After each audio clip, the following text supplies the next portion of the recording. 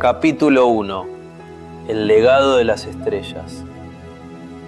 París, 12 de octubre de 1889. La lluvia otoñal golpeaba con persistencia los cristales del apartamento en la Rue de Rivoli. El sonido, regular y obstinado, llenaba la habitación con un ritmo que parecía marcar el paso de las horas finales. En el tercer piso de un edificio de piedra gris, Michel Ardan yacía en su cama de caoba.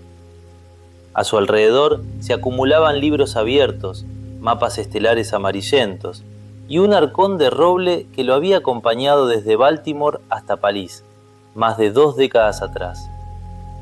Nada en aquella estancia sugería retiro. Todo hablaba de proyectos interrumpidos. El hombre que había defendido ante el Gun Club la idea de viajar a la luna, con una mezcla de audacia y humor, era ahora una figura delgada bajo las sábanas. Tenía 72 años. El cuerpo se había debilitado, pero en sus ojos persistía una claridad viva, casi desafiante. A su lado, sentado en una silla de respaldo recto, Philippe Ardan aguardaba en silencio. 35 años, rostro anguloso, mirada severa. Sus manos descansaban inmóviles sobre las rodillas. No había heredado la elocuencia expansiva de su padre, ni su facilidad para la risa. Lo que había heredado era otra cosa, una determinación más fría, más metódica, como un proyectil cuya trayectoria ha sido calculada antes del disparo. Michel tosió y levantó una mano temblorosa. Philippe, no adoptes esa expresión fúnebre. Pareces calcular la distancia a Aldebarán. Philippe inclinó apenas la cabeza.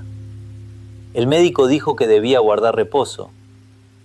En 1865 también dijeron muchas cosas, replicó Michel, con una sombra de sonrisa. Ninguna me impidió subir a la bala. Intentó incorporarse, pero el esfuerzo lo dejó sin aliento. Tras unos segundos, señaló con la mirada el arcón de roble. Cuando me vaya, y no tardaré, abre ese arcón. No lo entregues a un museo polvoriento. Úsalo. Lo que hay dentro vale más que el oro. Philippe asintió. Conocía ese arcón desde la infancia, siempre cerrado, siempre custodiado. La llave había colgado del cuello de Michel desde su regreso del Pacífico en 1866. Michel cerró los ojos un instante, como si ordenara recuerdos, fragmentos del proyectil que recuperamos del mar, un mechón de satélite. Su voz se suavizó apenas, y las placas de los perros, las que nunca se usaron. Philippe frunció levemente el ceño. ¿Placas? Satélite y Diana, collarines de latón. Pensé que sería justo que los primeros animales destinados al espacio llevaran nombre propio. Pero Barbicane y Nicholl se opusieron. Oxígeno limitado, riesgos innecesarios. Tenían razón, los dejamos en tierra. Las placas quedaron como testimonio de lo que casi fue. Guardó silencio unos segundos. Consérvalas. Algún día alguien querrá saber que incluso los animales estuvieron dispuestos a acompañarnos. La lluvia persistía contra los cristales. ¿Qué deseas que haga con todo eso?, preguntó Philippe. Michel abrió los ojos con una intensidad repentina. No lo guardes, muéstralo. Hay un cañón enterrado en Florida que aún puede hablar. Hay notas que Barbicane consideró demasiado audaces. Llévalas allí. Propón algo grande, un museo, un parque, que la gente camine junto al Columbiad, que vea los fragmentos de la bala, que lea nuestras ideas, incluso las rechazadas, que entienda que la aventura no concluye cuando se regresa a la tierra. Philippe sostuvo su mirada.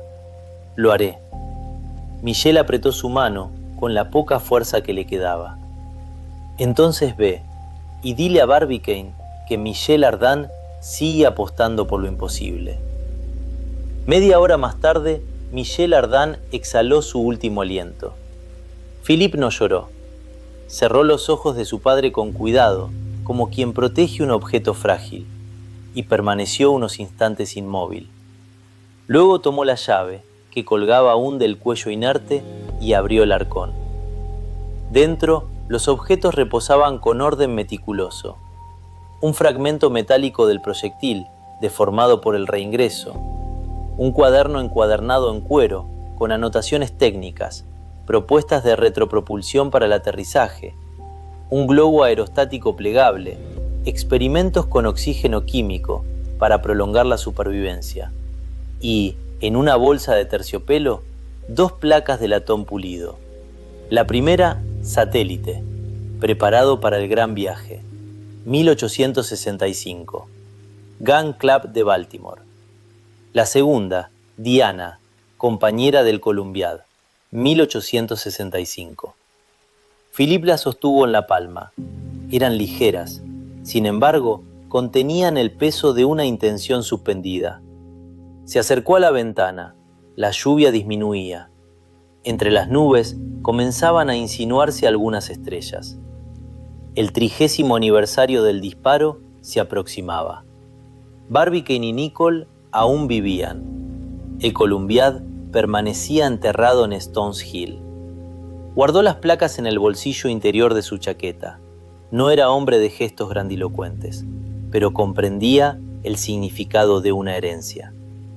El cielo, pensó, no había sido el final, solo el comienzo.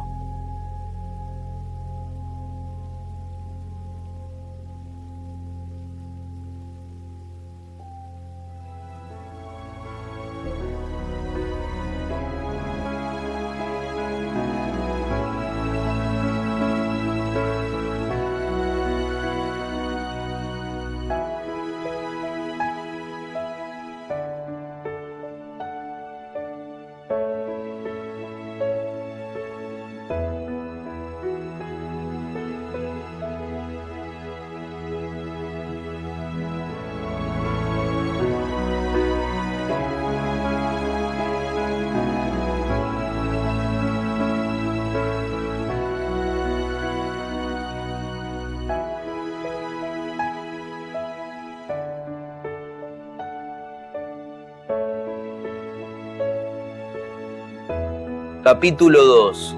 El telegrama y el recuerdo. París, 13 de octubre de 1889. Al día siguiente del entierro, Philippe Ardant se sentó ante el escritorio de su padre. La habitación conservaba todavía el olor a tabaco rubio y papel envejecido. Nada había sido movido. Sobre la mesa, la lámpara de queroseno proyectaba una luz amarillenta y vacilante, como si también ella se negara a admitir la ausencia. Philippe abrió uno de los cajones y extrajo una hoja con membrete del Gun Club. Michel la había guardado como un recuerdo, casi como un trofeo. La alisó con cuidado, tomó la pluma y escribió sin titubeos. El telegrama fue breve, seco, conforme a la naturaleza del medio. Al presidente Impey Barbicane, Gun Club, Baltimore, Estados Unidos. Michel Ardant falleció ayer en París. Heredé sus pertenencias y notas del viaje lunar. Solicito reunión urgente para discutir legado y futuro del Columbiad. Philippe Ardant. Doblegó la hoja, pagó el envío urgente y la entregó al mensajero sin añadir palabra. No había espacio para discursos, ni para lamentos. Si el Columbiad seguía en pie en Florida, alguien debía decidir qué significaba ahora. Baltimore, Maryland, 16 de octubre de 1889. El telegrama llegó al edificio del Gun Club en la tarde del tercer día. El secretario lo abrió con gesto contenido y, tras leerlo, lo llevó sin demora a la sala de reuniones. Barbicane y Nicholl examinaban antiguos planos del cañón. El papel amarillento crujía bajo sus manos. Cuando el mensaje fue leído en voz alta, el silencio adquirió un peso físico. Impey Barbicane, a sus 76 años, dejó lentamente los lentes sobre la mesa. El coronel Nicholl, más erguido que antaño, pero igualmente marcado por el tiempo, se quitó el sombrero con un movimiento casi automático. Michel. No hubo exclamaciones. No era costumbre en aquel lugar. Muchos de los presentes habían mirado la muerte durante la guerra y habían desafiado la incertidumbre del espacio. Sin embargo, aquella noticia no era una pérdida ordinaria. Barbicane se incorporó con esfuerzo contenido. «Nos reuniremos esta noche», dijo, «no en sesión formal, solo los que estuvimos allí. Recordaremos a Michel, como corresponde». Esa noche, en la sala principal del club, las lámparas de gas iluminaron una mesa larga. Alrededor de ella se sentaron una docena de antiguos miembros. En el centro, una botella de coñac francés, de la misma marca que Ardan traía de sus viajes, y un retrato pintado en 1866. Barbicane, severo, Nicole, concentrado, Ardan, sonriendo, como si el universo entero fuese una provocación aceptada. Barbicane se puso en pie. Su voz había perdido fuerza, pero no autoridad. «Hermanos, hoy no nos convoca un proyecto, sino una despedida. Michel Ardan ha muerto. El hombre que convirtió un cañón en un puente hacia las estrellas ya no está entre nosotros». Guardó silencio. Muchos lo recordarán por sus exageraciones y su risa intempestiva, por su capacidad de transformar una discusión técnica en una aventura. Pero yo recuerdo otra cosa. Cuando los cálculos nos cercaban, cuando el coronel y yo nos debatíamos entre cifras y riesgos, Michel entraba y decía: «¿Y si fallamos? Al menos habremos intentado llegar más lejos que nadie». Nos recordaba que la ciencia no es únicamente cálculo, es voluntad. Sin él, el Columbiad habría sido solo una máquina. Con él, fue una promesa. Nicole inclinó levemente la cabeza. Sus ojos permanecieron fijos en el retrato. «Propongo», añadió Barbicane, «que respondamos de inmediato a su hijo. Que venga, que traiga lo que su padre le confió. Porque si Michel nos dejó algo, fue la certeza de que el sueño no termina con quienes lo inician». El asentimiento fue unánime y silencioso. Las copas se alzaron. No hubo brindis en voz alta. Al día siguiente partió la respuesta. Philippe Ardan, París. Recibida noticia con profundo dolor. Michel fue alma del Gun Club. Te esperamos cuando puedas. El Columbiad permanece en Stones Hill. Ven a hablar de su legado. Impey Barbicane. Philippe recibió el telegrama una semana más tarde. Lo leyó una vez, luego otra. Después lo dobló con precisión y lo guardó junto a las placas de Satellite y Diana. No sonrió, pero en sus ojos apareció una determinación que Michel habría reconocido de inmediato. El viaje a América dejó de ser una posibilidad. Se convirtió en una obligación.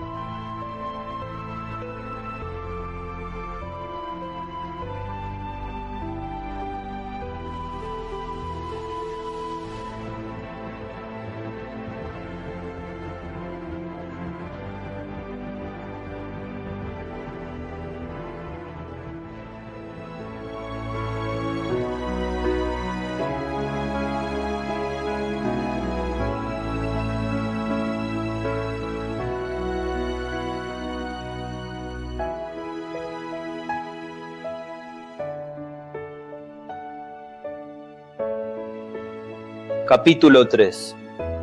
El viaje y los bocetos. París, noviembre de 1889. Philippe Ardan no perdió tiempo. 2 semanas después del telegrama, había vendido algunas propiedades menores de su padre para financiar el viaje. Empacó lo esencial: el arcón con los recuerdos del viaje lunar, las notas rechazadas y las placas de Satellite y Diana. Guardó también papeles en blanco, lápices y una regla de dibujo. Sabía que el océano Atlántico sería un lugar para pensar, para trazar líneas que unieran el pasado con el futuro. El vapor La Bourgogne, de la Compañía General Transatlántica, zarpó de Le Havre en una mañana fría. Philippe se instaló en un camarote modesto de segunda clase, con vista al mar gris y agitado. No era un hombre de lujos, prefería la eficiencia. Durante los primeros días, el balanceo del barco lo mantuvo en silencio. Observaba el horizonte como si midiera la curvatura de la tierra. Por las noches, bajo la luz de una lámpara de aceite, desplegaba los papeles sobre la mesa y dibujaba con mano firme, sin borrones. Los bocetos eran simples pero precisos. Un plano general del parque en Stones Hill, con la boca del cañón como centro. Senderos de grava lo rodeaban en curvas suaves. Estaciones educativas se distribuían a su alrededor. Anotaba ideas al margen. Estación 1, historia del Gun Club. Estación 3, trajes acolchados para la aceleración. Estación 4, cartas de familiares. En el centro, una gran sala. La fotografía de 1865. Barbicane, Nicole, Michel Ardan. Escribió, pieza central. A un lado, un pequeño domo, el observatorio. Un telescopio refractor abierto al público. Los bocetos crecían página a página. No eran obras de arte, eran planes. Philippe imaginaba a la gente asomándose a la boca del cañón, sintiendo el eco de la hazaña. El cuarto día, la tormenta llegó. El mar se encrespó con violencia. El vapor crujía bajo el embate de las olas. Los pasillos se llenaron de pasajeros inquietos. El aire olía a sal y carbón húmedo. Philippe permaneció en su camarote, sujetando el arcón mientras el barco se inclinaba. Al atardecer, el viento comenzó a ceder. Salió a cubierta. El suelo estaba mojado. Entonces escuchó una voz. ¡Es imposible! Lo dejé apenas unos minutos. Nadie más entró. Un hombre alto, de porte recto, sostenía una cadena de oro rota. Era de mi padre, un cronómetro de precisión. Philippe observó. No intervino de inmediato. Notó a un joven que fingía mirar el horizonte, pero escuchaba con atención. El comisario prometió revisar los camarotes. El británico se apartó hacia la barandilla. Philippe se acercó. ¿Cuándo notó la ausencia? Después de la tormenta. Lo dejé sobre la mesa para ajustarlo. Philippe asintió. Luego miró al joven. Este se alejaba con rapidez. Philippe lo siguió. Las escaleras estaban húmedas. El barco se movía con violencia intermitente. Perdió el equilibrio por un instante, pero se sostuvo. «Señor, un momento». El joven aceleró el paso. Philippe lo alcanzó en un pasillo estrecho junto a la sala de máquinas. «No sé de qué me habla». «Aún no he dicho nada». El joven vaciló. En ese momento, el barco se inclinó con fuerza. Algo metálico cayó del abrigo del muchacho. El cronómetro. Rodó por el suelo hacia una rejilla. Philippe se lanzó, resbaló, golpeó la rodilla, pero alcanzó el reloj antes de que desapareciera. Se incorporó. «Devuélvalo, antes de que intervenga el comisario». El joven asintió, pálido. Murmuró algo y se alejó.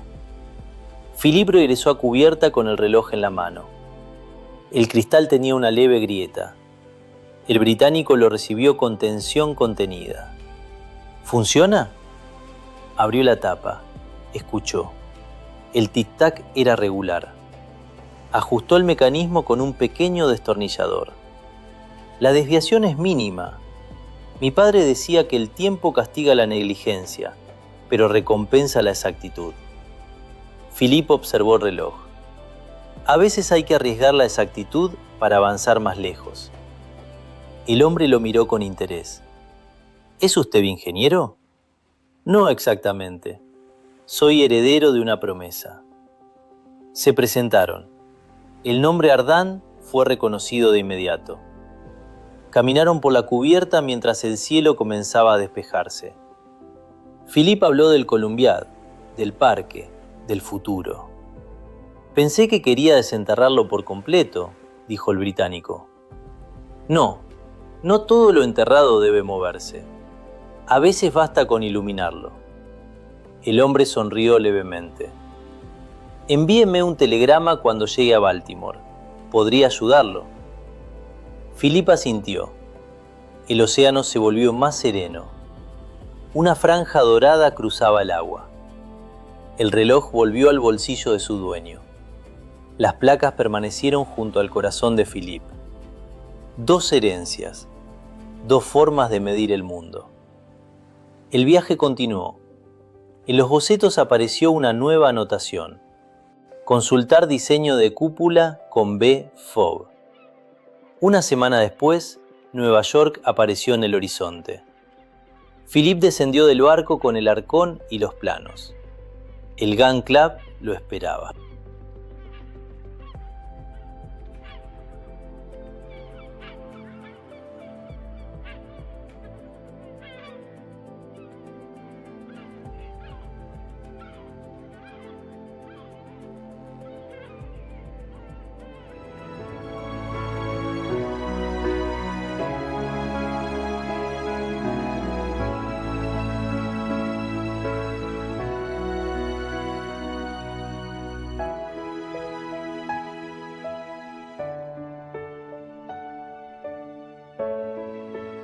Capítulo 4. La decisión condicional. Baltimore, diciembre de 1889. La sala de reuniones del Gun Club conservaba el olor de épocas pasadas: tabaco añejo, cuero reseco y el leve aroma metálico del papel impregnado de tinta técnica.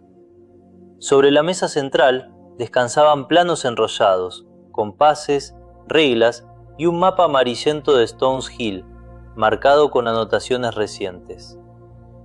Impey Barbicane presidía desde la cabecera. El tiempo había endurecido sus facciones, pero no su mirada. A su derecha, el capitán Nicholl permanecía inmóvil, observando con la misma severidad analítica con la que años atrás había calculado blindajes y trayectorias. Más allá, una veintena de miembros, veteranos de la empresa lunar y jóvenes ingenieros que solo conocían aquella epopeya por relatos. Philip Ardan entró con el arcón bajo el brazo y los bocetos enrollados. No vestía para impresionar, vestía para trabajar. Saludó con un leve gesto y tras la invitación de Barbicane ocupó su asiento. Desplegó los dibujos con precisión. «Señores», comenzó, «mi padre nos dejó algo más que recuerdos. Nos dejó una idea, que el Columbiad no fuera una reliquia enterrada, sino un punto de partida perpetuo». Extendió el plano principal, senderos trazados con líneas limpias, estaciones explicativas, un pequeño observatorio, la boca del cañón restaurada como núcleo del recorrido. En los márgenes, cifras calculadas con sobriedad, entre 20 y 25.000 dólares para la restauración estructural, el acondicionamiento del terreno y la construcción inicial. No hablo de un parque frívolo, continuó. Hablo de un museo vivo, cartas originales, los trajes de vuelo, las placas de Satellite y Diana, la fotografía de 1865. Hizo una breve pausa. El público no vendría a entretenerse, vendría a comprender. Un murmullo contenido recorrió la mesa. Nicholl inclinó el plano hacia sí y examinó la sección transversal del Columbiad. ¿Ha considerado el drenaje del foso?, preguntó con sequedad. Sí, respondió Philip. Revestimiento interior, canalización perimetral y cubierta parcial desmontable. Barbicane no habló, observaba. Entonces, desde el fondo de la sala, una silla se deslizó con deliberada lentitud. J. Randolph Forbes se puso en pie. Su traje oscuro parecía absorber la luz de gas. El anillo de sello destelló apenas cuando tomó uno de los planos. «Señor Ardan», dijo con voz perfectamente modulada, «nadie puede reprocharle su devoción filial. Es admirable, pero el sentimentalismo no es una estrategia financiera». Sostuvo el dibujo a la altura de sus ojos. Senderos de grava, estaciones con cartas, un observatorio para escolares. ¿Y espera usted que eso sostenga 250 acres de terreno industrial? Dejó caer el plano sobre la mesa. El Columbiad no es un monumento funerario, es una infraestructura extraordinaria. 900 pies excavados con precisión balística. ¿Y su propuesta es convertirlo en escenario de visitas guiadas? Algunos miembros bajaron la mirada, otros cruzaron los brazos. Forbes continuó, con mayor firmeza. Hablemos de cifras reales: mantenimiento anual, salarios, reparaciones, impuestos. ¿Cuánto tiempo antes de que ese museo vivo se convierta en un gasto muerto? Se inclinó levemente hacia Barbicane. Permítanme ofrecer una alternativa acorde con nuestra naturaleza. Transformemos Stones Hill en un complejo experimental de artillería avanzada, instalaciones para pruebas de cañones navales de gran calibre, proyectiles de penetración mejorada, nuevos compuestos explosivos. Hizo una pausa. El ejército financiaría el desarrollo. Europa pagaría licencias. El club no solo sobreviviría, dominaría. La palabra quedó suspendida en el aire. El Columbiad sería el prototipo inaugural de una nueva generación de ingeniería militar. Poder tangible, contratos, influencia. Un silencio denso llenó la sala. Philippe se puso en pie con lentitud. Mi padre no se encerró en un proyectil para perfeccionar la destrucción, dijo. Lo hizo para demostrar que la ciencia puede aspirar más alto que la guerra. Forbes sonrió. La historia no se escribe con aspiraciones, señor Ardan. Se escribe con recursos. Nicole habló por primera vez sin que nadie lo interpelara. La propuesta de Forbes es viable financieramente. El comentario cayó como un peso de plomo. Philippe sostuvo la mirada del capitán. ¿Y moralmente? Nadie respondió. Barbicane entrelazó los dedos sobre la mesa. Señores, dijo al fin, el club fue fundado por hombres que sabían calcular riesgos, también por hombres que sabían asumirlos. Se levantó. El señor Ardan nos ofrece continuidad simbólica. El señor Forbes, estabilidad económica. No fingiré que esta última carece de importancia. Miró directamente a Philippe. Las reservas del club son limitadas. Stones Hill genera gastos sin retorno. Hizo una pausa. ¿Dispone usted del capital necesario para iniciar su proyecto? Philippe sostuvo el silencio apenas un segundo de más. No aún. Forbes apenas ocultó una mueca. Barbicane asintió, como si esa respuesta confirmara algo que ya sabía. Entonces propongo una resolución intermedia. Todos lo observaron. Si el señor Ardan consigue reunir entre 20 y 25.000 dólares en un plazo de 30 días, emplearé mi voto decisivo para respaldar su proyecto del parque científico. Un leve murmullo recorrió la sala. El club proporcionará apoyo técnico y supervisión estructural. Barbicane continuó. Si no lo consigue, el comité considerará formalmente la propuesta del señor Forbes y evaluará la reconversión de Stones Hill en un complejo de pruebas. El aire pareció comprimirse. Forbes inclinó la cabeza con elegancia calculada. Una decisión razonable. 30 días permitirán medir la fuerza real de una idea. Philippe enrolló sus planos con calma, aunque sus dedos se tensaron apenas perceptiblemente. 30 días bastarán, dijo. Barbicane golpeó suavemente la mesa. La sesión ha terminado. Las sillas se movieron. Algunos veteranos se acercaron a Philippe en silencio. Otros rodearon a Forbes, hablando en voz baja sobre contratos potenciales y mercados extranjeros. Philippe salió a la fría tarde de Baltimore con el arcón bajo el brazo. El viento del puerto traía olor a sal y carbón. 30 días. No solo para conseguir dinero. 30 días para decidir qué significaría realmente el legado del Columbiad. ¿Memoria o poder? Y el tiempo, como había dicho Forbes, siempre decía. La cuestión era a favor de quién.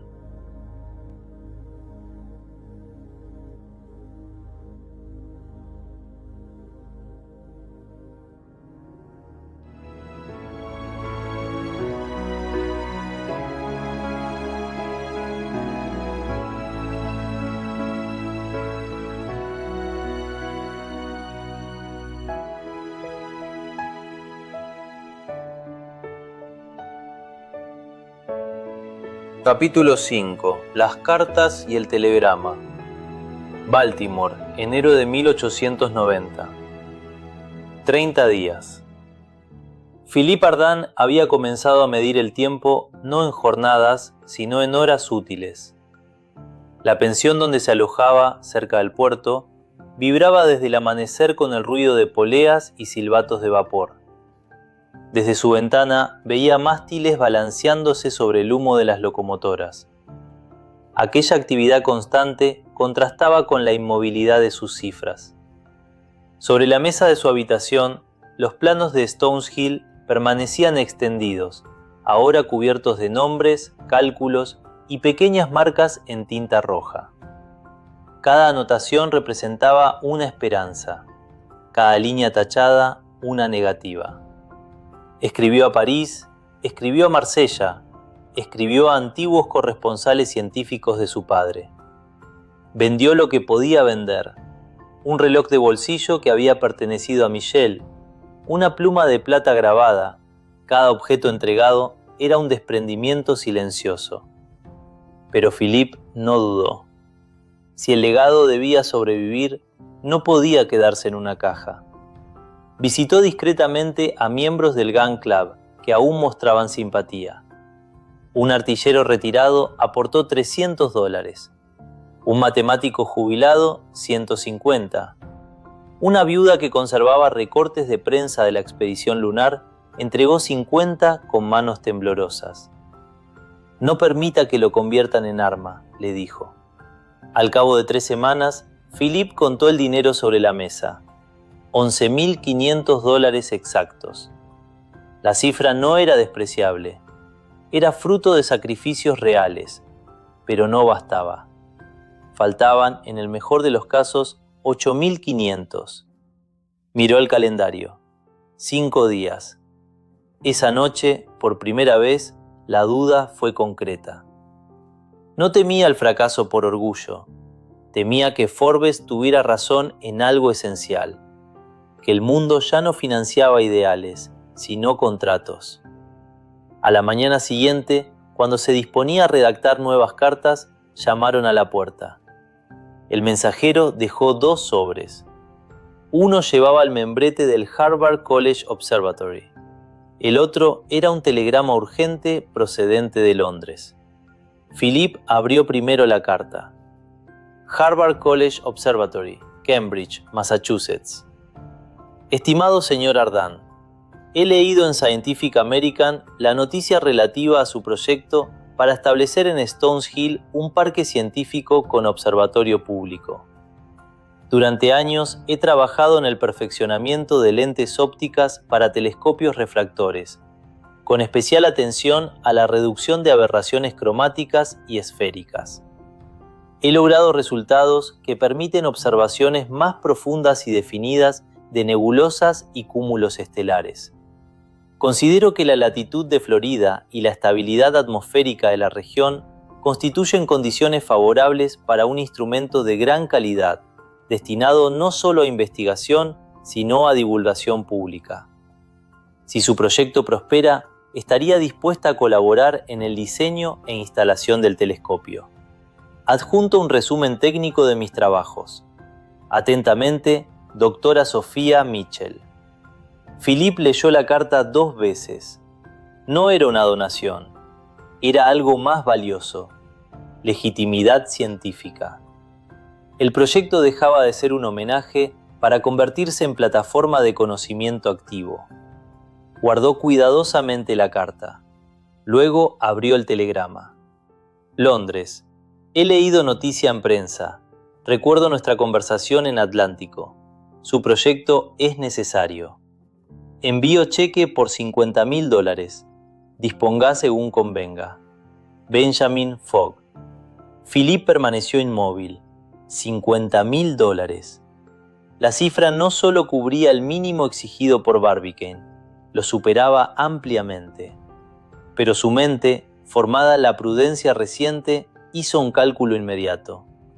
El cheque debía cruzar el océano, debía ser validado, debía hacerse efectivo. Y el plazo expiraba en 5 días. Se dirigió sin demora al banco. El director examinó el documento con atención. «Emitido en Londres», dijo. «Deberemos verificar la firma y la transferencia. Puede tardar varios días». «No dispongo de varios días», respondió Philip. El banquero lo miró por encima de los lentes. «Si la firma corresponde al señor Fogg, no habrá inconveniente, pero comprenderá que debemos proceder con cautela». Philip salió a la calle con el telegrama en el bolsillo. El aire de enero era frío y limpio. Por primera vez en semanas, el peso en su pecho no era desesperación, sino tensión contenida. En Londres, Benjamin Fogg había leído la noticia en The Times sin alterar su expresión habitual. Hijo de Phileas Fogg, estaba acostumbrado a evaluar empresas con rapidez matemática. El proyecto no era una fantasía ornamental, era una institución potencial, un observatorio público en Florida, un símbolo científico permanente, una herencia transformada en futuro. Tomó pluma, calculó, firmó. No lo consideró un gesto generoso, lo consideró una inversión coherente. En Baltimore, Philip regresó a la pensión y desplegó nuevamente los planos. Si el cheque se validaba a tiempo, no solo alcanzaría la cifra exigida, la superaría con margen suficiente para reforzar estructuras, mejorar el observatorio y asegurar mantenimiento inicial. Pero comprendía algo nuevo. El dinero resolvería la condición impuesta por Barbicane, no resolvería la oposición de Forbes. $50.000 no extinguían una ambición industrial. Miró por la ventana hacia el puerto. El sol invernal reflejaba destellos sobre el agua oscura. El plazo aún no había vencido.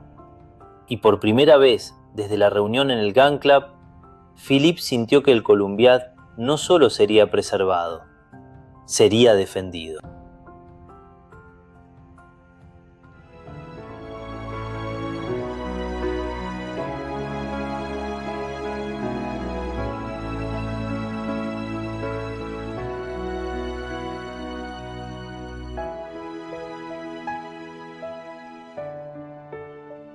Capítulo 6.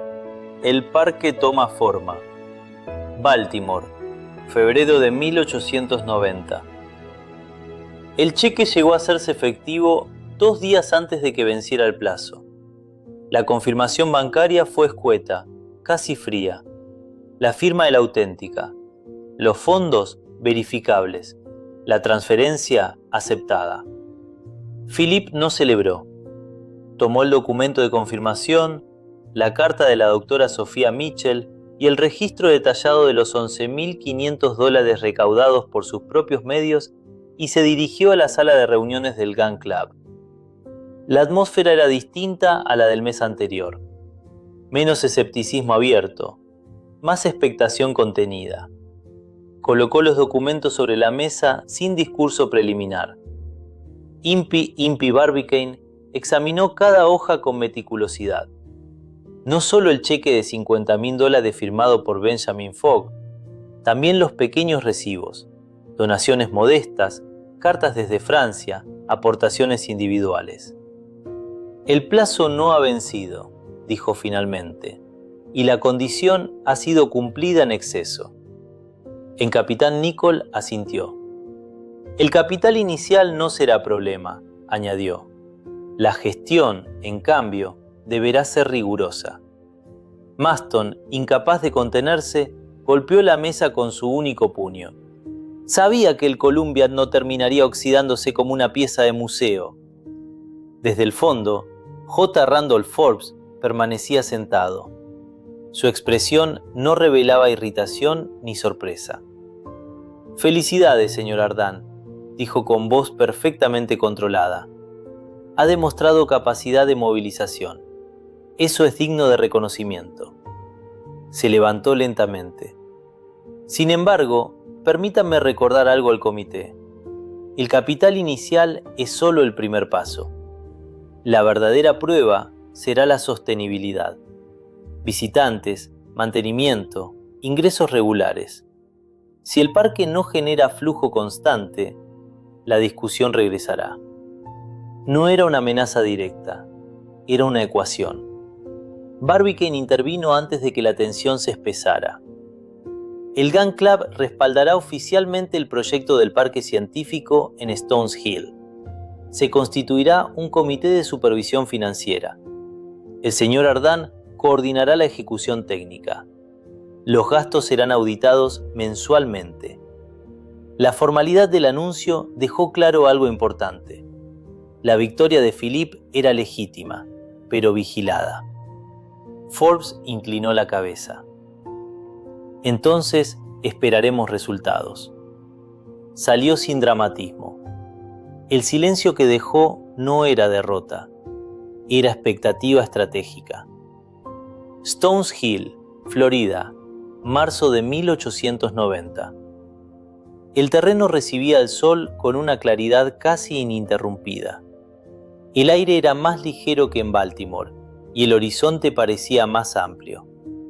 Philippe llegó acompañado por un ingeniero designado por el club y un pequeño grupo de obreros locales. El primer trabajo no fue construir, sino evaluar daños. 30 años de abandono habían dejado grietas, filtraciones y acumulación de sedimentos en torno al brocal del Columbiad. Se excavó con cuidado alrededor de la boca del cañón. Se reforzó el perímetro con anillos de hierro nuevos. Se instaló una barandilla provisional. Cada paso era medido. No había margen para errores estructurales. El terreno se dividió formalmente.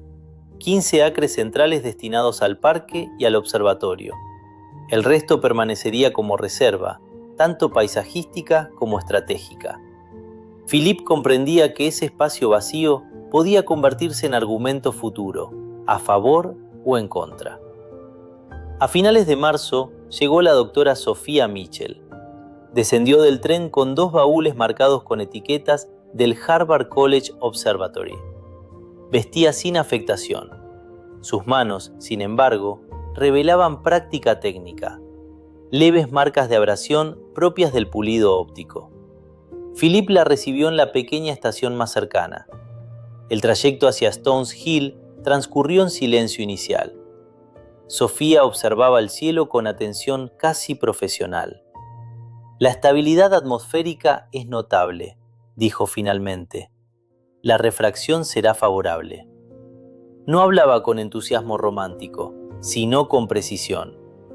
En los días siguientes se dedicaron a definir la ubicación exacta del observatorio. La cúpula debía orientarse lejos de las zonas más húmedas, la base asentarse sobre roca firme. Sofía examinó muestras del terreno. Necesitaremos un pedestal de piedra maciza, concluyó. Si el telescopio vibra, todo se pierde. Philippe escuchaba con atención. El proyecto dejaba de ser exclusivamente suyo, se estaba convirtiendo en colaboración. Mientras tanto, surgieron las primeras dificultades prácticas. El transporte de materiales era más lento de lo previsto. Los costos de hierro superaban las estimaciones iniciales. Un proveedor retrasó la entrega de madera tratada. Philippe envió informes regulares al comité del Gun Club. Las respuestas eran breves y técnicas. Una carta de Forbes llegó una semana después. Confío en que el señor Ardan esté considerando mecanismos de ingreso anticipado para compensar la inversión inicial. Nada más. La construcción avanzaba, pero bajo escrutinio invisible. Los pabellones comenzaron a levantarse. Se instalaron vitrinas para las placas de satélite y Diana. Los trajes acolchados fueron restaurados con cuidado. La fotografía de 1865 se colocó bajo una iluminación estudiada, sin teatralidad excesiva. Una tarde de abril, Philippe y Sofía se detuvieron junto a la boca del Columbiad. El interior descendía como una columna oscura hacia el pasado. Un cuarto de siglo, dijo Philippe. Un cuarto de siglo esperando bajo tierra. Sofía observó el cielo despejado antes de responder. No estaba sin función. Esperaba contexto. Philippe la miró. ¿Y ahora? Ahora vuelve a apuntar hacia arriba, pero esta vez no para disparar, sino para observar. El viento cruzó el terreno abierto, no hubo gestos innecesarios. Entre ambos comenzaba a formarse algo que no exigía definición inmediata. El parque aún no estaba terminado. El observatorio era solo una estructura en armazón. Los visitantes todavía no habían llegado. Pero Stones Hill ya no era un vestigio, era un experimento en marcha. Y en algún lugar en Baltimore, Forbes esperaba cifras. El tiempo, como había dicho, siempre dice. La cuestión seguía siendo ¿a favor de quién?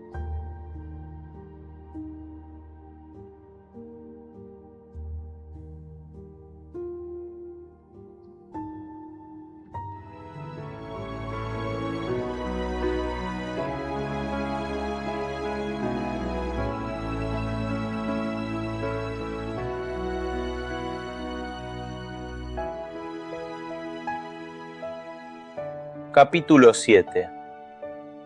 Los años intermedios. Stones Hill, Florida, 1890-1895. El tiempo adquiere otra medida, cuando se edifica algo destinado a perdurar. Los primeros meses, tras la decisión de Barbicane, estuvieron marcados por trabajo constante y una esperanza que nadie formulaba en voz alta. Philippe Ardant se instaló de manera permanente en el predio. Una casa de madera sencilla fue levantada junto al camino principal. Desde su ventana podía ver cada amanecer cómo la extensión de los 250 acres comenzaba a transformarse. Los senderos de grava se trazaron en curvas amplias alrededor de la boca del cañón. No eran líneas rectas, evitaban la imposición y sugerían aproximación. Los pabellones se construyeron uno tras otro, madera resistente a la humedad, techos inclinados para la lluvia frecuente, vitrinas de cristal grueso, destinadas a proteger trajes acolchados, cartas de despedida, fragmentos metálicos y las placas de satélite y Diana. La fotografía de 1865 ocupó el centro de la sala principal. Barbicane severo, Nicole concentrado, Michel Ardant sonriente, ante la bala reluciente. Una lámpara de gas la iluminaba con sobriedad, no como reliquia, sino como testimonio.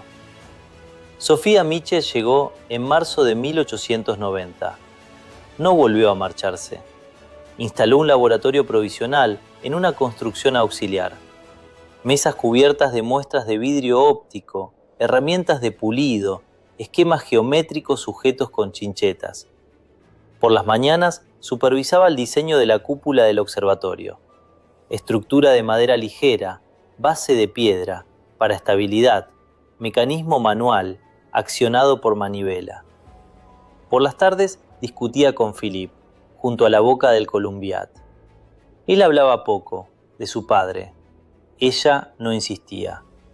Entre ambos se estableció una colaboración precisa, basada en competencia técnica y respeto.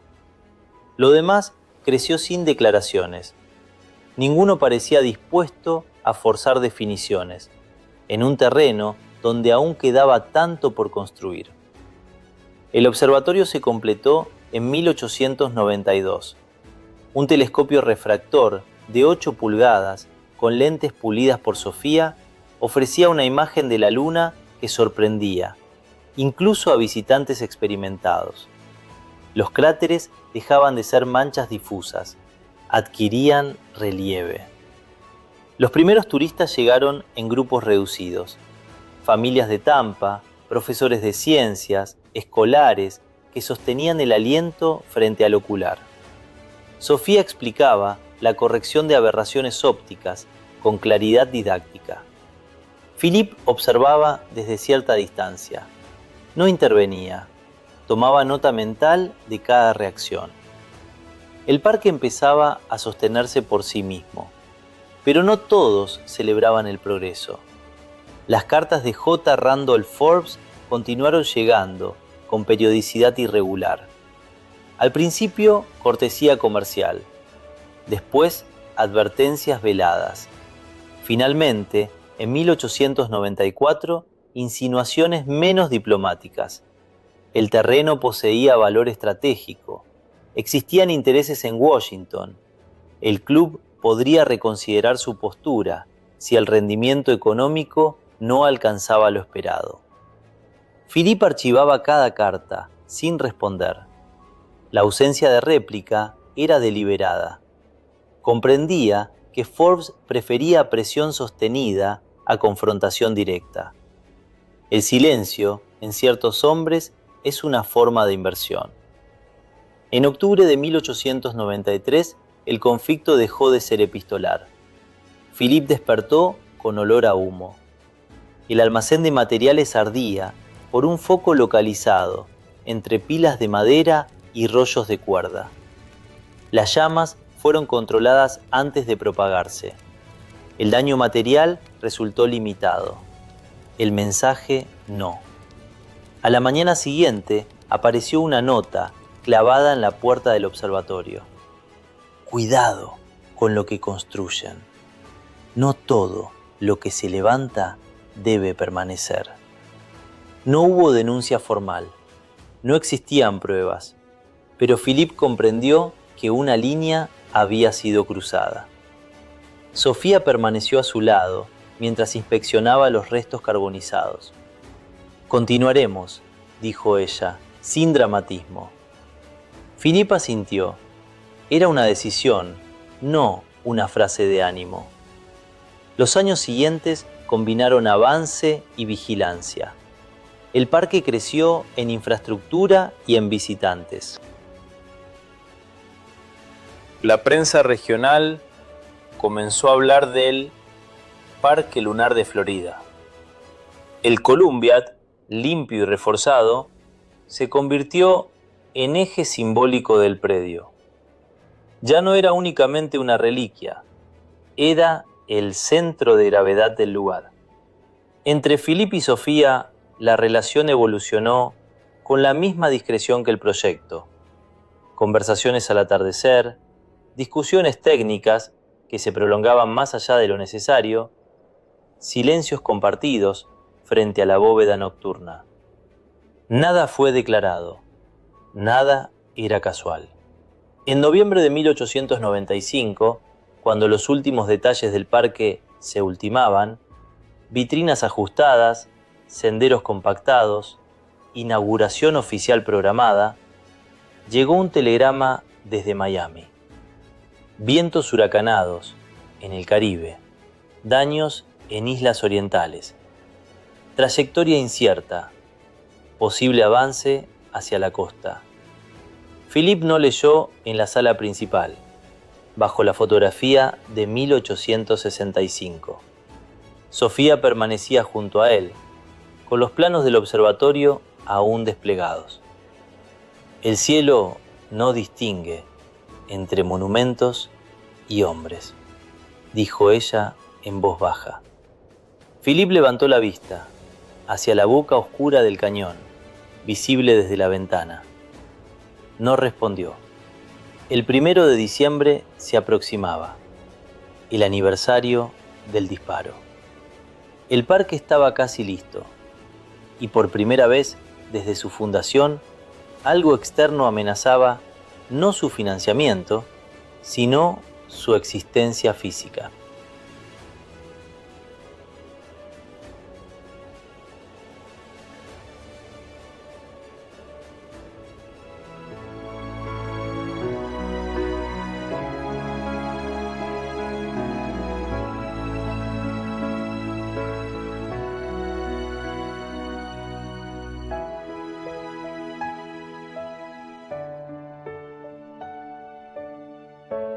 Capítulo 8. La amenaza se acerca. Stones Hill, Florida, finales de noviembre de 1895. El parque ya no era un proyecto. Era una estructura en funcionamiento, aunque aún no inaugurada oficialmente. Los senderos de grava conectaban los pabellones terminados. Las vitrinas estaban instaladas. El observatorio dominaba los 15 acres centrales y la boca del Columbiad, limpia y reforzada, seguía siendo el eje del conjunto, 9 pies de diámetro, descendiendo en vertical hacia la historia. Los visitantes llegaban en número creciente. Familias de Tampa, profesores, periodistas. El aniversario del 1 de diciembre había despertado una curiosidad renovada. Philippe supervisaba cada mañana los detalles finales. Nada debía fallar. Sofía trabajaba en el observatorio. Las lentes que había diseñado ofrecían una imagen lunar de precisión poco común para un instrumento de 8 pulgadas. Ajustaba, medía, recalibraba. Su método no dejaba margen a la improvisación. 30 años, dijo Philippe una tarde apoyado en la baranda exterior, y el cañón sigue en pie. Y la luna también, respondió ella sin apartar el ojo del ocular. No añadieron más. El 28 de noviembre llegó el primer telegrama desde Tampa. Philippe lo abrió en la sala principal. Tormenta ciclónica severa en el Atlántico. Vientos extremos. Trayectoria noroeste. Posible impacto en la costa este de Florida en 72 horas. No había dramatismo en el texto, solo datos. Sofía leyó por encima de su hombro. Si mantiene ese rumbo, tendremos condiciones muy duras, dijo. La presión está cayendo en toda la región. Esa tarde, el viento comenzó a intensificarse. No era aún violento, pero sí sostenido. Las copas de los árboles se inclinaron hacia el oeste. El aire adquirió densidad y olor salino. Los obreros aseguraron puertas, reforzaron marcos, protegieron vitrinas con tablones desmontables. Philippe recorrió el predio sin prisa aparente. Observaba estructuras, comprobaba anclajes, medía distancias entre pabellones y líneas de drenaje. No hablaba más de lo necesario. El segundo telegrama llegó al anochecer. Barco mercante desde Nassau. Reporta presión muy baja y vientos devastadores. Comunicaciones interrumpidas en varios puntos. Philippe lo dobló con calma. No es una tormenta ordinaria, dijo. Sofía asintió. Subieron al observatorio. La cúpula vibraba con cada ráfaga. Desde el este, el horizonte se había vuelto compacto, una masa uniforme de nubes bajas. Relámpagos internos iluminaban brevemente su interior, como descargas contenidas.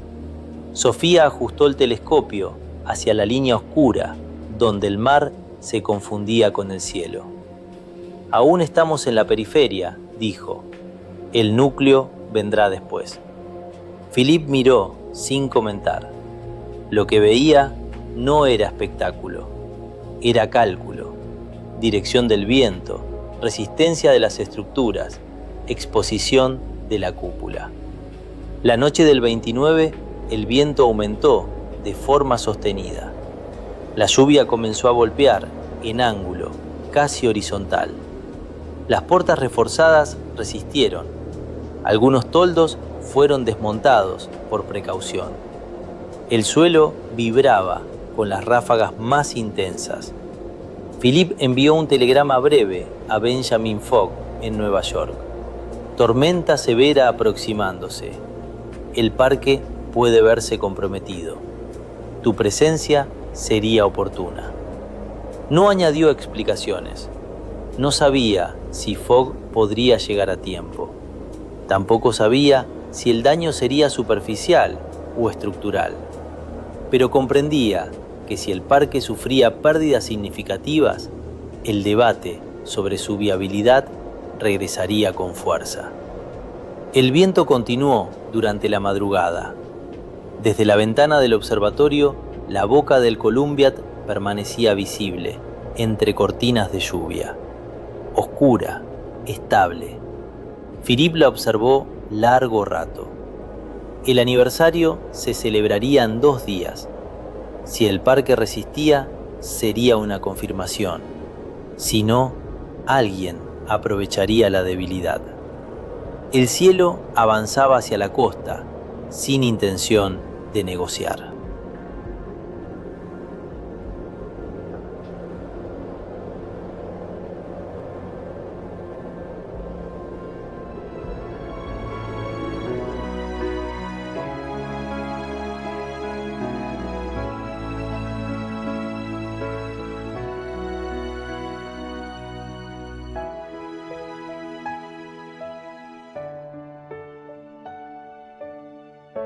Capítulo 9. La reunión urgente. Stones Hill, Florida, 29 de noviembre de 1895. El viento ya no era irregular, soplaba con continuidad, profundo, como si el aire entero hubiese adoptado una sola dirección. Las ventanas de la sala principal vibraban en sus marcos. La lluvia golpeaba en ángulo oblicuo y se filtraba por las rendijas más antiguas del edificio. La fotografía de 1865 colgaba ligeramente torcida sobre la pared del fondo. Philippe había convocado a todos apenas llegó el último telegrama desde Tampa. La sala estaba llena.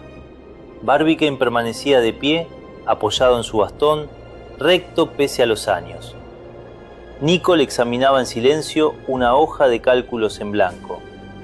Maston caminaba de un extremo al otro, su puño metálico golpeando rítmicamente la palma de su mano sana.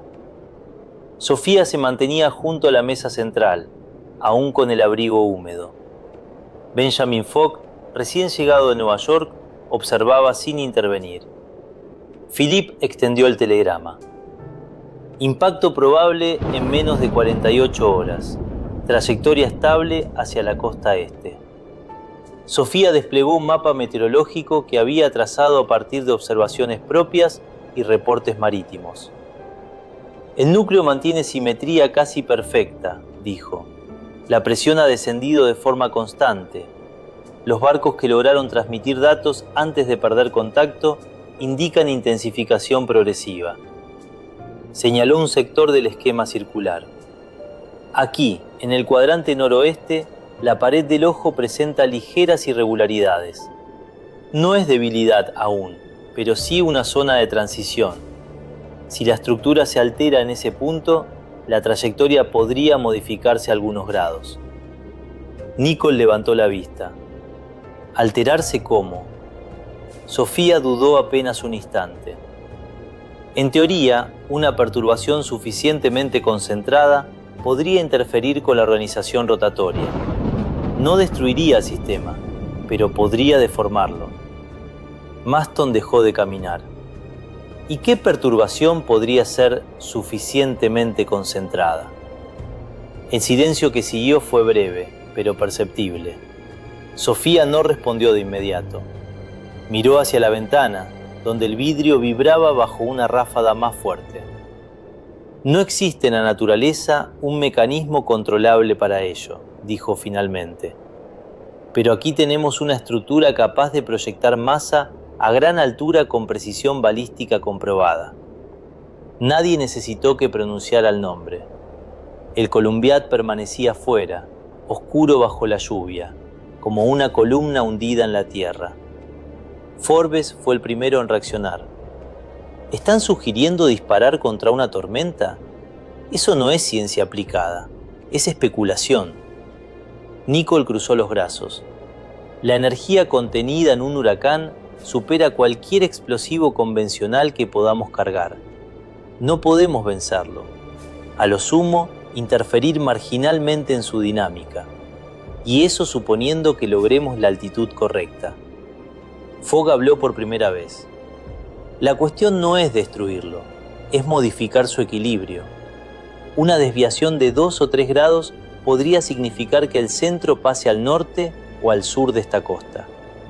Se acercó al mapa. Pero para eso necesitamos conocer con exactitud la velocidad de traslación y la deriva inducida por corrientes superiores. Cualquier error angular se amplificará en cientos de kilómetros. Barbicane escuchaba sin interrumpir. ¿Qué margen de incertidumbre tenemos? Sofía respondió con franqueza. Demasiado alto para hablar de probabilidades confiables. Las observaciones marítimas son fragmentarias y desde tierra no podemos medir la estructura completa del sistema. El viento golpeó con fuerza la fachada. Una de las lámparas osciló levemente. Philippe observó a cada uno. Si no hacemos nada, el parque puede sufrir daños severos. Y no solo el parque. Y si hacemos algo, replicó Forbes, y fallamos, la responsabilidad recaerá sobre nosotros. El gobierno no verá con buenos ojos que un grupo privado experimente en medio de una crisis natural. Maston apretó el puño metálico. ¿Vamos a quedarnos mirando? Barbicane levantó la mano. El gesto bastó para que todos guardaran silencio. No tomaremos una decisión impulsiva. Sofía, continúe las observaciones mientras la visibilidad lo permita. Nicole, estime la energía necesaria para alcanzar la altitud óptima y compare con la carga máxima segura del Columbiad. Fogg, calcule posibles desviaciones por rotación terrestre y viento en capas altas. Philippe, revise el estado estructural del cañón. No arriesgaremos un disparo si compromete la integridad del emplazamiento. Miró hacia la ventana, donde la lluvia dibujaba líneas oblicuas constantes. Si los cálculos indican una probabilidad razonable de alterar la trayectoria sin poner en peligro a terceros, consideraremos la opción. Hasta entonces, esto es una hipótesis.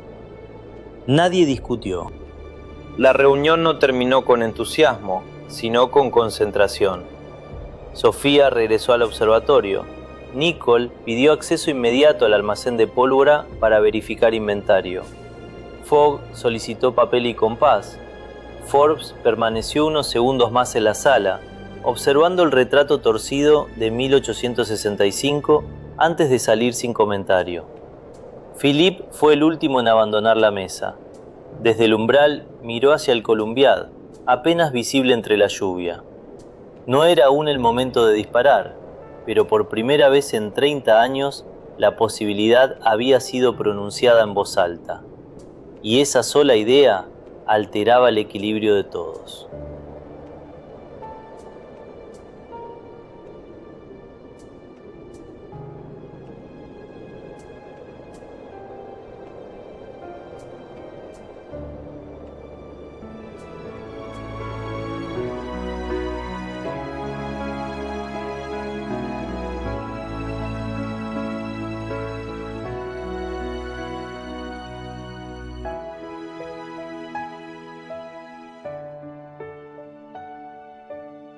Capítulo 10.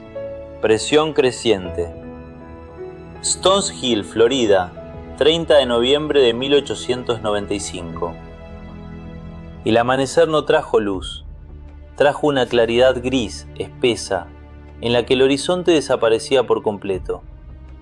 El viento no había cesado durante la noche, había ganado regularidad, no rugía por ráfagas, empujaba sin descanso, como si el aire entero se desplazara hacia el interior del continente. En el observatorio, Sofía llevaba más de 10 horas sin abandonar su puesto. Había reducido el uso del telescopio, la visibilidad era cada vez menor, y se concentraba en registrar presión, dirección del viento y velocidad estimada de traslación del sistema. Las cifras no eran alentadoras. La tormenta avanzaba más rápido de lo previsto. Philippe subió con un nuevo telegrama en la mano. Jacksonville evacúa los muelles, dijo sin preámbulo. Savannah ha cerrado su puerto exterior. Varios barcos mercantes no han vuelto a comunicarse desde ayer. Sofía tomó el papel, leyó en silencio. Si mantiene esta velocidad, murmuró, tocará tierra mañana por la tarde, justo en el aniversario. No era una coincidencia. Era una convergencia. En la sala principal, Nicole trabajaba con regla y compás sobre una mesa cubierta de papeles. Benjamin Fogg, a su lado, anotaba correcciones en columnas precisas. Altitud óptima para una detonación atmosférica significativa, decía Nicholl. No menos de 8.000 metros. Con viento en capas altas del este, añadió Fogg, la deriva lateral podría superar los 2 kilómetros. Necesitamos ajustar el ángulo inicial en al menos 3 décimas de grado. Nicholl levantó la vista. 3 décimas pueden parecer poco. Aquí son decisivas. Maston observaba en silencio, apoyado contra la pared. Su entusiasmo de la víspera había sido reemplazado por concentración. Barbicane permanecía sentado, escuchando. No intervenía salvo para formular preguntas puntuales. Energía liberada, dijo finalmente Nicholl, significativa, pero ínfima comparada con la del sistema completo. No lo destruiremos, a lo sumo alteraremos su simetría. Y si la alteramos, añadió Sofía, que acababa de descender del observatorio, el núcleo podría desviarse entre 20 y 50 kilómetros. Es un margen estrecho, pero suficiente para cambiar el punto de impacto más severo. Forbes, de pie junto a la ventana, no parecía convencido. O suficiente para trasladar la devastación a otra ciudad. El comentario quedó suspendido. Era la primera vez que alguien formulaba la consecuencia en términos tan directos. Philippe habló con calma. Si no intervenimos, la trayectoria actual apunta hacia una zona densamente poblada de la costa. Si se desplaza levemente hacia el norte, el impacto principal será sobre mar abierto y áreas menos habitadas. ¿Y si el cálculo falla?, insistió Forbes. Fogg intervino con tono medido. Todo cálculo tiene margen de error, pero la inacción también es una decisión, y esa decisión, en este caso, tiene consecuencias previsibles. Forbes lo miró unos segundos antes de apartar la vista. A media mañana llegó un nuevo telegrama. Procedía de Savannah. Presión en descenso acelerado. Evacuaciones parciales en barrios bajos. Se solicita información sobre posibles medidas del Gun Club. La noticia se propagaba. No solo sabían de la tormenta, sabían de ellos. Barbicane apoyó ambas manos sobre la mesa. No hemos anunciado ninguna acción, y no lo haremos hasta que exista decisión formal. Miró a Sofía. ¿Podemos mejorar la estimación de la zona inestable? Si la nubosidad lo permite, esta tarde tendré una lectura más precisa. Pero el tiempo se agota. El viento sacudió las ventanas con violencia. Una de las contraventanas exteriores se desprendió y golpeó contra la fachada. Maston salió de inmediato a asegurarla.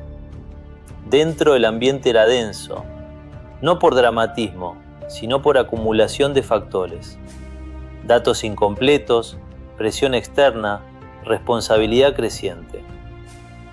Philippe recorrió la sala lentamente.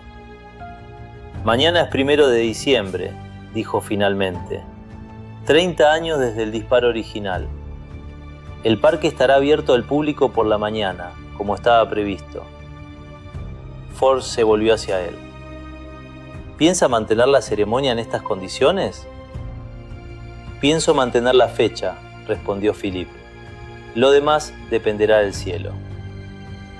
Al caer la tarde, Sofía regresó del observatorio con una hoja nueva. La irregularidad en el cuadrante noroeste se ha ampliado, informó. No es una ruptura, pero es el punto más vulnerable de la estructura. Nicholl tomó la hoja y recalculó rápidamente. Si vamos a hacerlo, dijo sin levantar la vista, deberá ser mañana, cuando el sistema esté aún sobre el mar. Después será demasiado tarde. Barbicane cerró los ojos unos segundos. Cuando los abrió, su voz era firme. Esta noche finalizaremos los cálculos. Al amanecer, revisaremos el estado del Columbiad. La decisión se tomará mañana, 1 de diciembre, con todos los datos disponibles. Miró a cada uno. Si disparamos, no será por nostalgia, será por responsabilidad. El viento continuó empujando desde el este. Más allá de la colina, el Atlántico estaba en agitación invisible. Las ciudades costeras preparaban sus muelles, aseguraban almacenes, evacuaban barrios bajos. En Stones Hill, las lámparas permanecieron encendidas hasta entrada la madrugada. El aniversario ya no era conmemoración, se había convertido en plazo.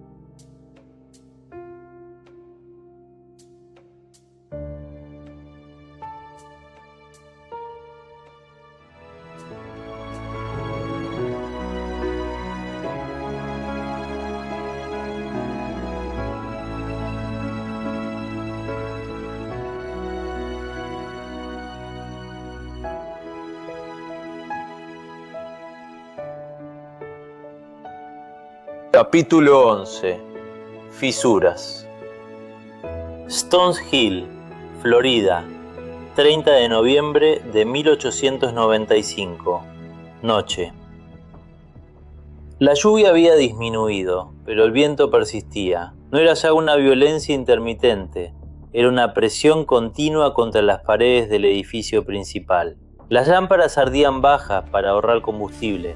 En la sala central, los papeles estaban sujetos con pesas de hierro para evitar que el aire los desplazara cada vez que una puerta se abría. Philip sostenía un ejemplar del Tampa Morning Tribune, que había llegado en el último tren antes de que se suspendiera el servicio costero. El titular ocupaba media columna.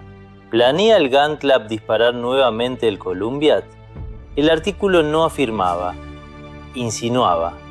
Hablaba de fuentes internas, de discusiones técnicas, de una posible intervención experimental. Nicole dejó la hoja sobre la mesa. Eso no pudo salir de aquí por accidente. Maston golpeó con suavidad el puño metálico contra la madera. Nadie ajeno al club conoce nuestros cálculos. Sofía permanecía de pie junto a la ventana. No parecía sorprendida, pero sí concentrada. La información es parcial, dijo. Mencionan altitud y trayectoria, pero no cifras precisas. Quien habló no tenía acceso completo a los cálculos. Todos miraron a Forbes. Él no apartó la vista. He hablado con periodistas, dijo con serenidad. Consideré prudente advertir que se debatía una medida extraordinaria. Si alguien más lo hacía de forma irresponsable, el daño sería mayor. Philip lo observó con detenimiento. ¿Sin consultar al club? Sin generar pánico, respondió Forbes. La población tiene derecho a saber que se contempla una intervención con artillería pesada en medio de una crisis atmosférica. El viento golpeó la fachada con fuerza renovada. Antes de que alguien respondiera, un mensajero empapado entró con un nuevo telegrama. Barbicane lo abrió en silencio. Leyó despacio. Gobernación del Estado de Florida. Solicita confirmación inmediata sobre cualquier acción balística prevista desde Stones Hill. Se advierte que toda operación no autorizada será considerada imprudente y sujeta a investigación formal. Barbicane dobló el papel. Ya no es un rumor local, dijo. Es asunto estatal. Forbes mantuvo el tono firme. Precisamente por eso debemos proceder con extrema cautela.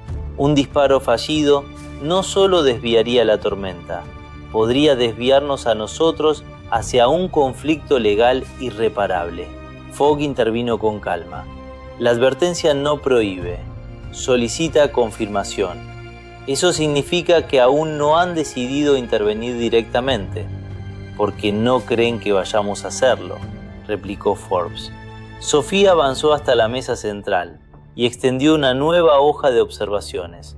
El sistema ha acelerado durante la tarde. La traslación supera ya las estimaciones iniciales. Si no hay cambios, el núcleo tocará tierra mañana por la tarde, señaló el mapa. La zona más vulnerable de la estructura sigue en el cuadrante noroeste, pero la ventana para intervenir se reduce. Mañana al mediodía será demasiado tarde. El silencio que siguió no era de duda, sino de cálculo. Barbicane apoyó ambas manos sobre la mesa. La decisión se tomará al amanecer, dijo, con todos los datos disponibles. Hasta entonces, ningún miembro del club hará declaraciones públicas, ni oficiosas. Miró directamente a Forbes. La unidad interna es indispensable. Forbes sostuvo la mirada unos segundos. Mi lealtad es hacia la prudencia, respondió finalmente. No hubo réplica. La reunión se disolvió sin formalidad. Nicol regresó a sus cálculos. Sofía subió nuevamente al observatorio. Fogg solicitó acceso al archivo de registros de viento en capas altas. Maston inspeccionó el mecanismo de elevación del proyectil. Philip permaneció unos minutos más en la sala. El periódico seguía abierto sobre la mesa. Lo dobló con cuidado y salió hacia el corredor lateral que conducía al pequeño despacho administrativo. Allí, entre documentos recientes, encontró una copia al carbón de una carta fechada esa misma mañana. El encabezado decía: Departamento de Guerra, Washington. La firma al pie era inequívoca: Forbes. Philip leyó sin apresurarse. La carta no denunciaba, argumentaba, advertía sobre riesgo innecesario, posible irresponsabilidad histórica, consecuencias imprevisibles. No pedía sanción, solicitaba supervisión inmediata. Philip dejó el papel sobre el escritorio. El viento seguía empujando desde el este. La tormenta aún estaba sobre el mar, pero dentro del club la fisura ya había comenzado. Al amanecer habría que decidir más que un disparo.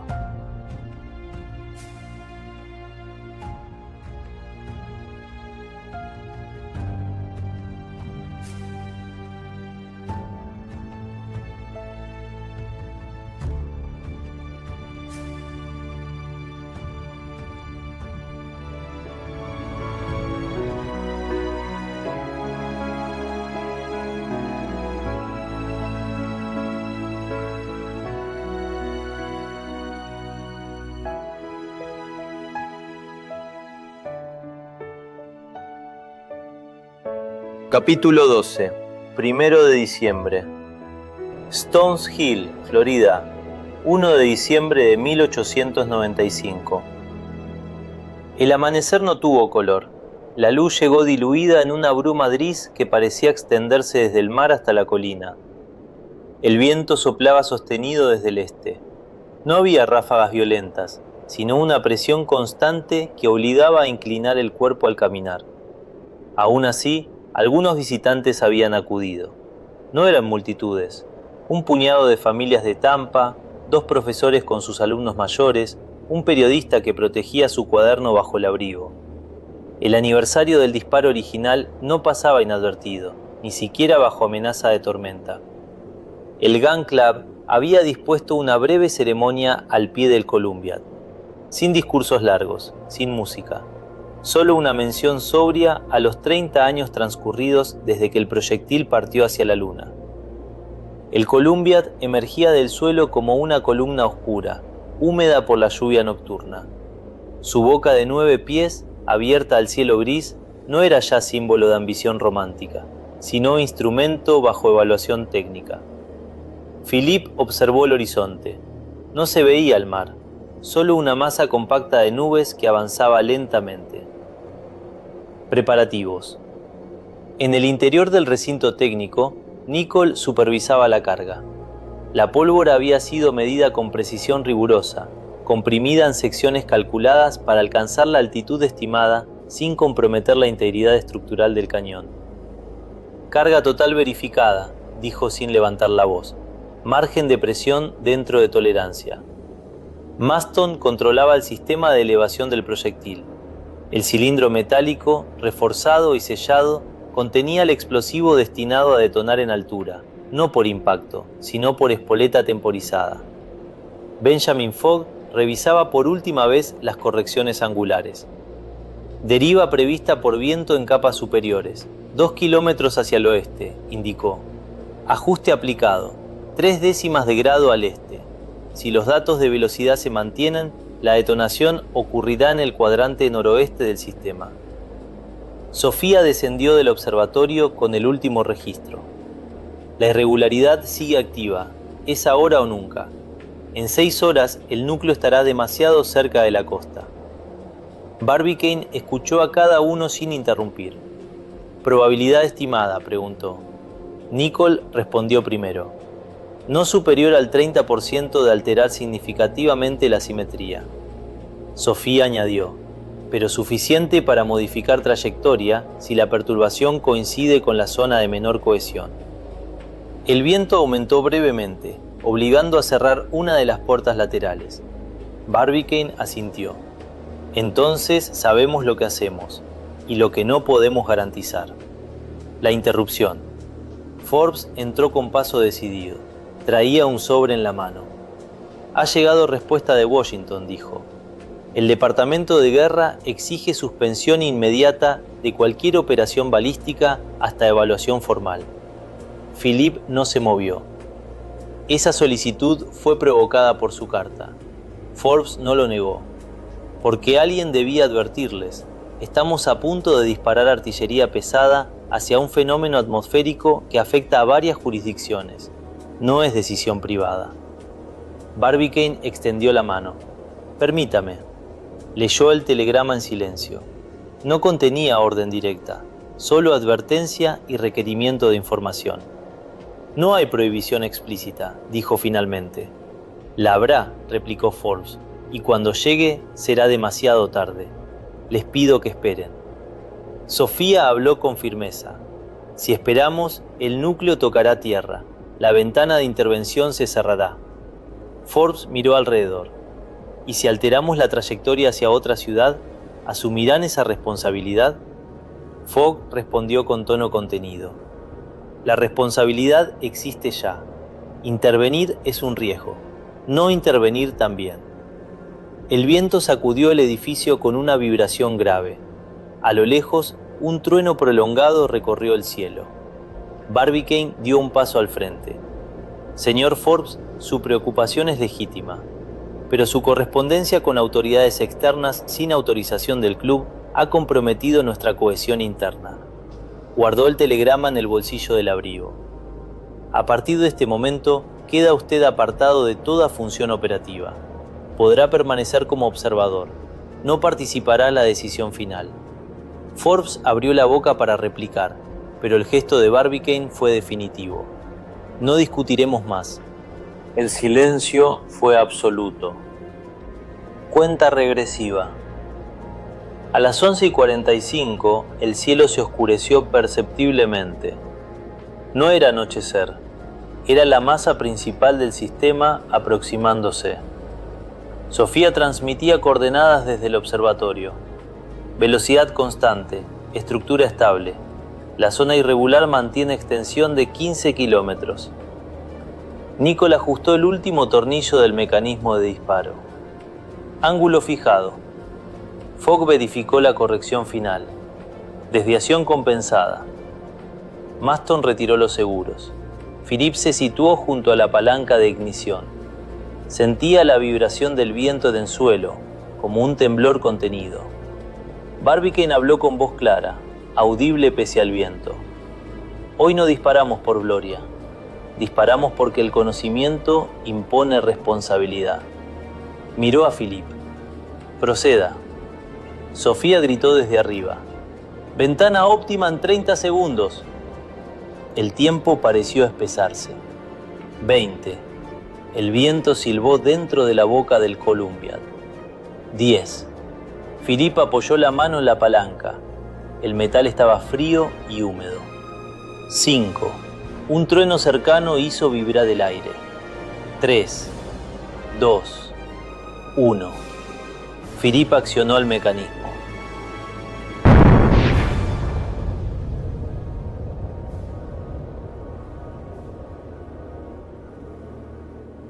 El disparo y la detonación no fue un simple estruendo, fue una liberación brutal de energía contenida. El suelo tembló bajo los pies, el aire se comprimió contra el pecho como un golpe físico.